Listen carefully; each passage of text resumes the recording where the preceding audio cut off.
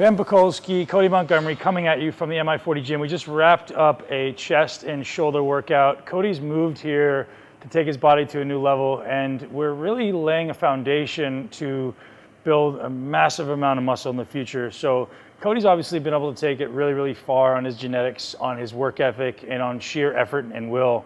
And he's developed some really, really strong body parts, and he's got some weak body parts. And in order to address those weak body parts, what we're gonna have to make a necessity is meticulous attention to precision execution, meaning there's no allowing your body to cheat, there's no allowing your strong body parts to start taking over. So what you guys are gonna notice in this video is there's a lot of cues that I'm giving Cody orally, there's a lot of tactile cues I'm giving him to like, hey, correct this, feel this, to really give the muscle we're trying to work, in this case his chest, the greatest mechanical ability to work, the greatest opportunity to move the load or contract to its maximal ability. So the exercise we started with today is a cable variation created by one of my coaches here, Kasim Hansen. And the idea behind that is to cue the musculature of the lower and mid trapezius muscles to fire at the same time as the pec. So people are always thinking like, oh, I need to retract my shoulders. Well, the reality is your body fires in patterns. It doesn't fire in individual muscles, it fires in groups, it fires in patterns. So we're trying to teach Cody's nervous system to fire these muscles that pull his shoulder blades back and together and down at the same time we fire his pec. Cody, it's first time doing it. Yeah. Difficult, how did it feel? Did you feel like it keyed you in? Tell me about it. Yeah, I mean, that was a really good starting exercise just because that's, like Ben said, it's one of my weaknesses, and I think it's a lot of probably people's tendencies to just start pressing with the pec or just trying to contract the pec or whatever. Right. For me, like I was telling you, it was like making my back actually start firing, but I felt the line those last few sets after I got the hang of the stance and everything, able to contract my pecs in a much more efficient manner from a elongated position. But you're supposed to feel in your back. That's kind of the point, right? So the idea is, if your muscles of your back are weak, you can't build your chest, because every time you go to try to train your chest, it's going to start moving forward. Your shoulder's going to do all the work. Cody's got massive shoulders. His brain goes, hey, I have this huge body part here. I want to use that. It's kind of like when you're moving, right? And you have 5 friends. And you know, when you got heavy furniture, you're going to give the shit to the big friend, right? So your body's the same way. Your body goes, oh, I have this big guy hanging out over here. Let's make sure he does most of the work. So we cued in his body's ability to contract those retractor and depressor muscles. And then we went into a relatively specifically executed slight incline dumbbell press, which was going to be a really good activation for Cody's pec. The reason we chose that, he's got a bit of a thing going on in his forearm, overtraining, inflammation, whatever it is, incidents that happened prior to him coming to this gym, which we have to work around, right? That's okay. Everybody's got injuries. We have to work around them. So this happens. During incline dumbbell press, Cody found that it was bugging his arm quite a bit. We ended up trying to go heavy, but really you'll notice really particular attention being paid to what his shoulders are doing and not allowing his shoulders to roll forward and take over the exercise. As soon as your shoulders start to protract, as soon as his shoulders start to come forward, the pecs are going to do much less work, and his body's trying to use those huge delts and triceps that he's got and not allow his body to use the weak body part, the pecs. So we have to do everything in our power to say, no, I'm not going to let these strong body parts take over. I'm going to really, really focus on the one I'm trying to train, in this case, pecs. Cody, give them a synopsis of what you felt, how it went for you. Well, really and truly, I didn't go heavy, as you guys saw. I was really just trying to more so think about what I was doing in the exercise. Because like Ben said, I have a tendency to use a lot of my shoulder in the exercise. So for me, half of the struggle is mentally being there and thinking, okay, I'm going to drop my shoulders down. I'm going to squeeze my shoulder blades together. And not only that, but keep it there. For the range, because it is different from what your typical go in the gym, throw up the weight back in football days or something like that, compared to very precise training. So right.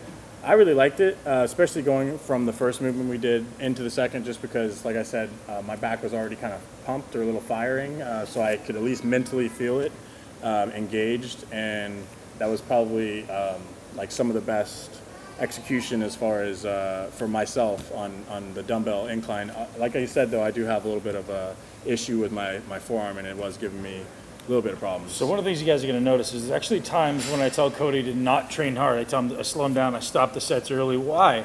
Well, we've got 6 months before he gets on stage, so we know Cody has the ability to work hard. We know when he needs to, he takes his balls out of his purse, he gets after it. But right now, we're trying to learn perfect execution. We have this opportunity right now where it doesn't matter how hard he works. He needs to break bad habits, and he needs to learn how to master execution so that when it comes time to start dropping the hammer for pre-contest time, then hard work goes to the right places rather than just going arbitrarily wherever we want it to go. So you guys will notice that I actually pull back on the weights a little bit. We pull back on the effort a little bit. As soon as this form starts to break, we stop. We have this great opportunity now, and I said this to Cody, our objective is perfection.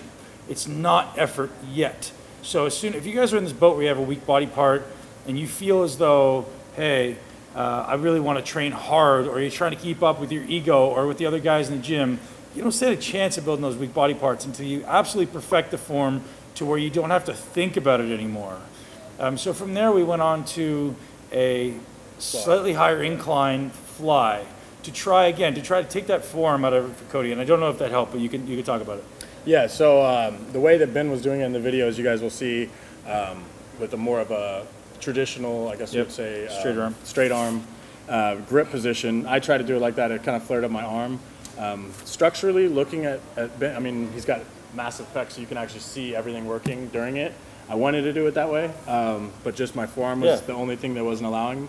But I really liked the way we were doing that and still dropping down. I like the bench that we were on too. I guess just the standing up straight. Yep. I really like that, and the whole mentality of keeping the shoulders down and keeping my shoulder blades back the whole time, kind of going exercise to exercise. I already had that in mind, so I really felt this one good. And I have a tendency, like a lot of people do, to come up more, I think, and you had me going more at a better plane, I guess you would say. Basically, we're just trying to challenge his pec as much as possible. See, people have this external connection with, I have to bench this much, or I'm going to use this many dumbbells. They have this external connection with exercises, and the reality is, who gives a shit what exercise it is or how much weight it is? It matters how much tension is going through the muscle. So we're trying to execute with absolute precision. We're trying to make it like the most specific execution that we can to challenge the pec as much as possible. So our objective is execution mastery over the next 6 and 8 weeks. Before then, okay, now my nervous system understands this, my brain gets it, this becomes innate, and then I can start loading it as much as possible. So here's one thing I said during the video that I want you guys to realize. I don't want you to load an exercise until it becomes so innate. Until you can figure it out and lock it in. Loading exercise isn't your best idea. Perfect an exercise, precise execution. Once you've nailed that precision execution, then you load the crap out of it, and which is what we did with the next exercise. So Cody, tell them about the pec fly and what we really did to lock you in. Yeah, I will say that as you guys hopefully will see that in the video.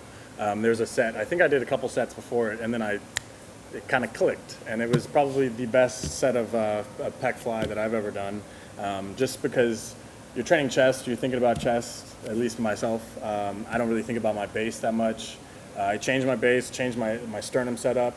Definitely have my chest up, shoulders down, shoulder blades together. Things that, you get on a machine like that. I usually do a machine like that either to warm up or towards the end of the workout. And you're just kind of going through the motion, I guess. And I have a tendency to do that. So when he was like, man, no, sit like this. He made me pinch my shoulder blades together, get in a really locked in position. I never felt locked in on that machine like that.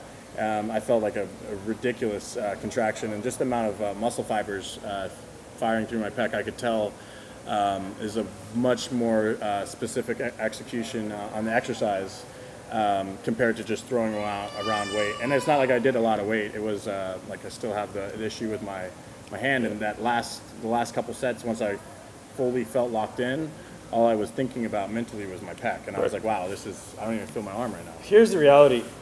Fitness and muscle building is 30 years behind the times, and we're about to redefine what execution is. People are thinking there's either execution that's either right or wrong, and the reality is it's not either right or wrong.